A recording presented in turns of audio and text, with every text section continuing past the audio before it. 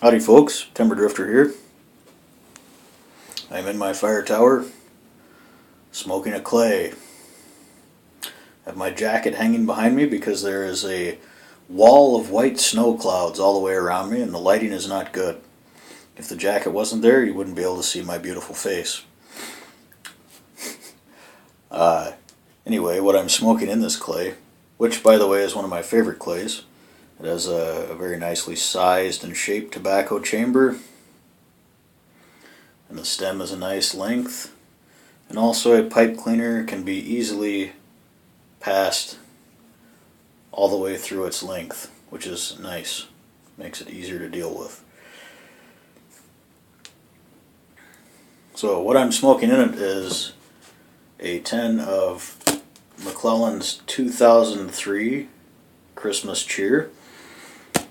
I bought 3 10s of this in 2004 and smoked one within a few years of buying them, and another one I smoked in 2013. It was excellent. And I had completely forgotten that I had this one until I was recently bitten again by the black powder shooting bug. So I went looking for my black powder gear in my storage unit and recovered a 10 of all my shooting accoutrements, and I found this in the tote with all the black powder stuff. I don't know why it was in there. I have no memory of putting it there, but there it was. Unfortunately, the seal was compromised. It didn't whoosh when I opened it, and the tobacco inside was quite dry. But I rehydrated it with one of these and some distilled water, and it's pretty good. I'm sure it's not as good as it would have been had the seal been good, but the flavor is, although muted compared to the one that I smoked in 2013, it tastes a bit of fresh mown hay and graham crackers and honeysuckle. That's about as good as I can describe it. But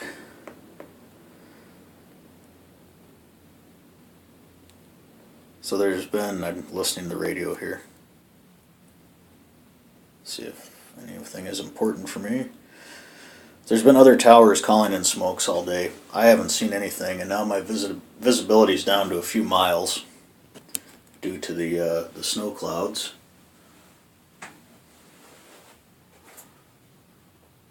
You can see quite well down there, but that direction it's pretty obscured by cloud cover and snow.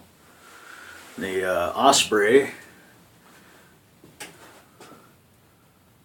that have their nest on that tower there have been making quite a bit of noise today and flying around, and I don't know if you can hear that, but that's them right there. They've been adding large sticks to their nest today. Just going to take a look around here and make sure I'm not missing anything. There's one of the ospreys flying right there.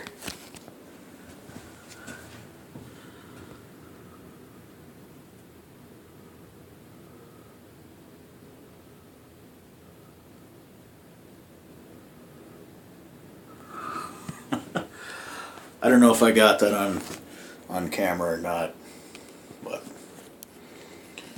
anyway, that osprey was flying along and shook his legs like that and took a crap. I don't know if you'll be able to see that. Anyway, what I'm what I'm reading today is Sand County Almanac by Aldo Leopold. It's one of my favorite books.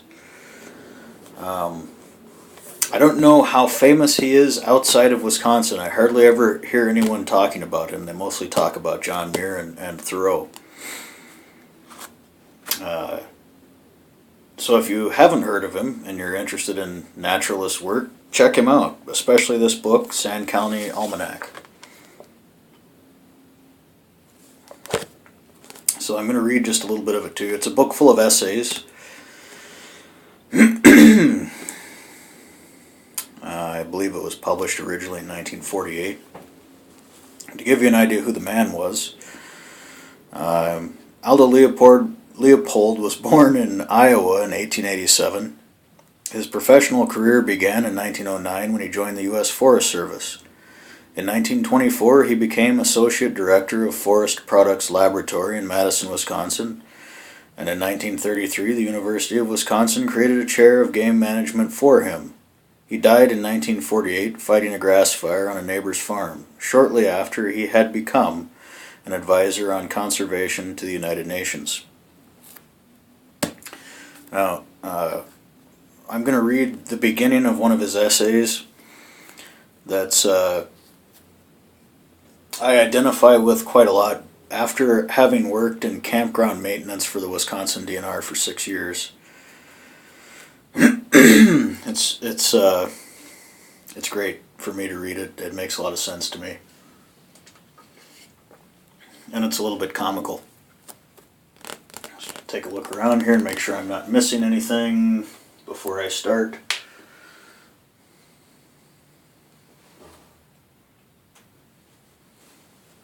My vision is quite obscured, so I'm likely not going to see anything. Alright. So yeah, John Muir and Thoreau were great. Aldo Leopold is probably my favorite.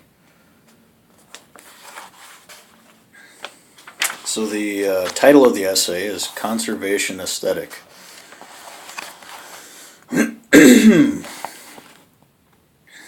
Barring love and war, few enterprises are undertaken with such abandon or by such diverse individuals or with so paradoxical a mixture of appetite and altruism as that group of avocations known as outdoor recreation. It is by common consent a good thing for people to get back to nature, but wherein lies the goodness and what can be done to encourage its pursuit? On these questions there is confusion of counsel, and only the most uncritical minds are free from doubt. Recreation became a problem with a name in the days of the elder Roosevelt, when the railroads which had banished the countryside from the city began to carry city dwellers en masse to the countryside. It began to be noticed that the greater the exodus, the smaller the per capita ration of peace, solitude, wildlife, and scenery, and the longer the migration to reach them.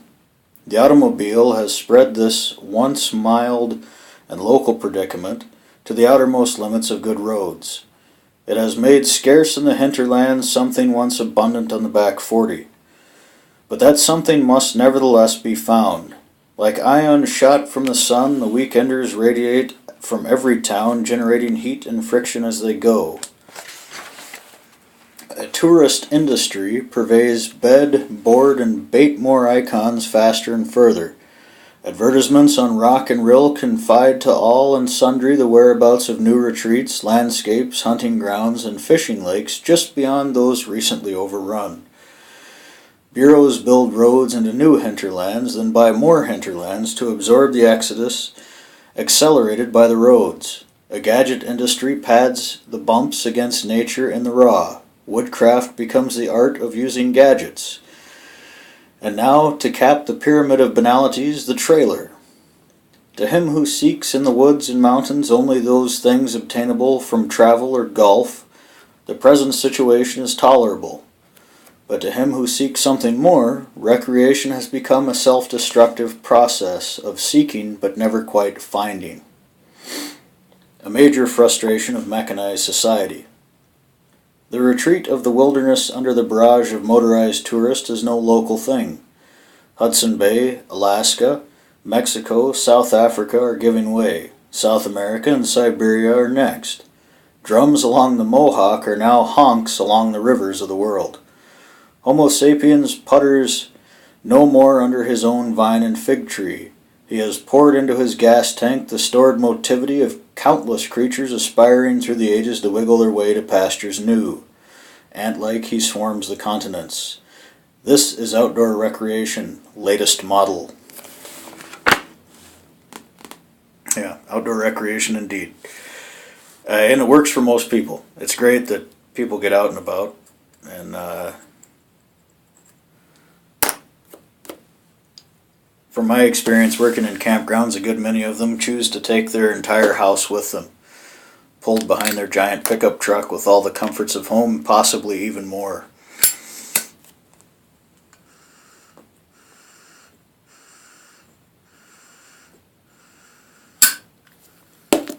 But at least they're getting out to see it.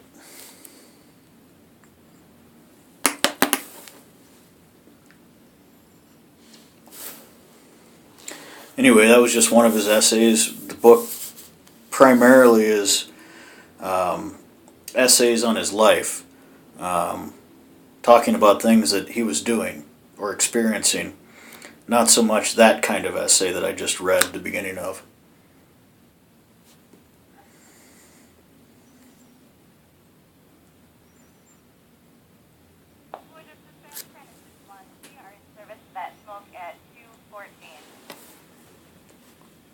But if you're unfamiliar, check it out.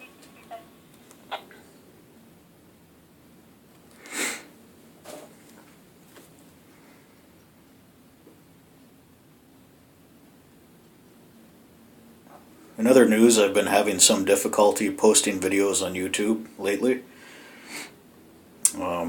Two of them, for some reason, have no pictures on them, and I'm not able to correct that. And the last two that I tried to upload would not upload at all. So we'll see if this one does.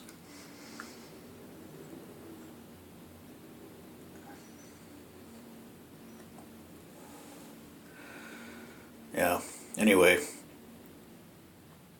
So I mentioned the black powder thing. I've got my flintlock rifle out and all cleaned up and ready to shoot, but I also got out my bow and arrows. I have an old Bear recurve bow and handmade arrows.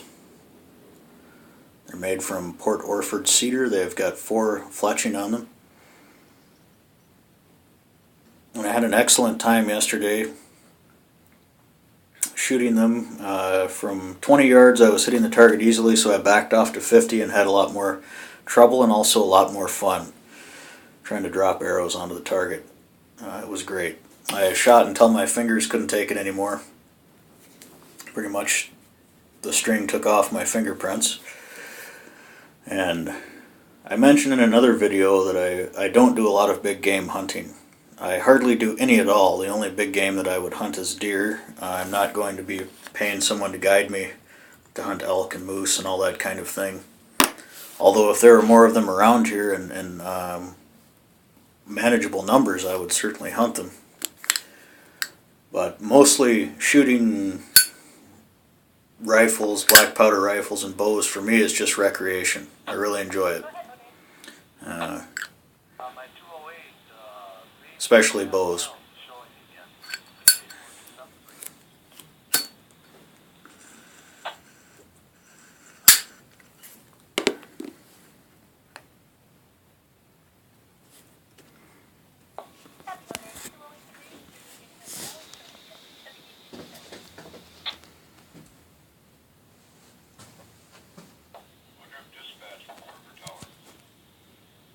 Take care.